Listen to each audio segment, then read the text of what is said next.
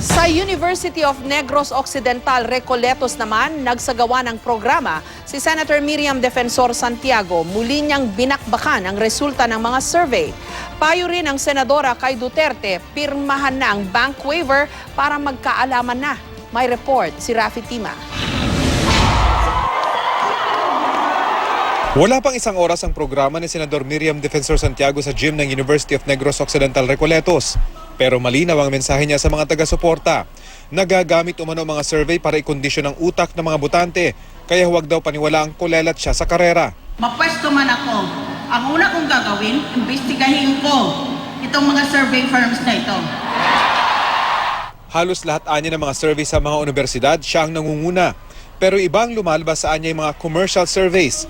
Kaya naman may babala ang senadora. I cannot promise that as in 1992 when I was cheated, I will be able to prevent this time our youth volunteers from taking to the streets and demanding justice.